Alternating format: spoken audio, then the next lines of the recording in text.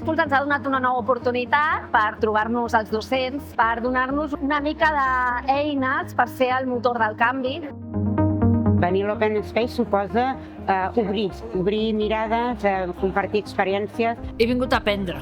Tinc moltes ganes de veure altres opinions, conèixer persones que estan treballant en altres entorns educatius i contrastar, comparar amb ells des d'una perspectiva de col·laboració, d'aprendre junts. Dóna bo venir aquí un dissabte al matí, trobar-te amb gent que té les mateixes inquietuds que tu.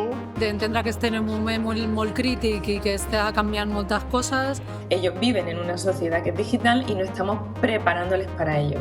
M'ha cridat molt l'atenció poder escoltar la Mar Sánchez, perquè m'agrada molt el criteri que té i com en parla des del nivell acadèmic.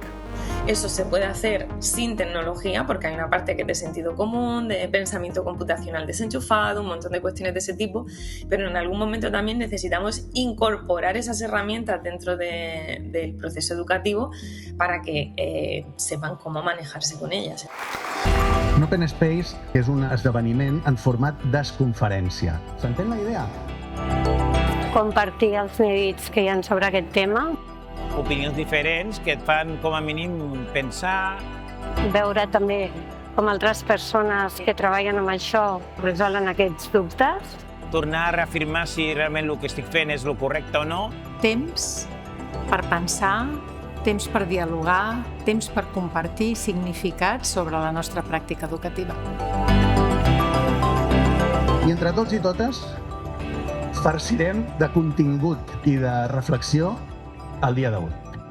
I també la necessitat a nivell cultural de reflexionar sobre el concepte propi d'aprenentatge, què vol dir aprendre i cap on volem anar, depèn del que decidim que vol dir aprendre.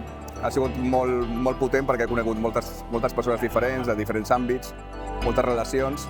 La gent, la comunitat, les retrobades, les converses. Com ho fem? Com ho gestionem? El que aprens, al final, ho acabes aplicant, diguéssim, als teus alumnes, a la teva escola, institut. Doncs que aquest format s'hauria de repetir més sovint.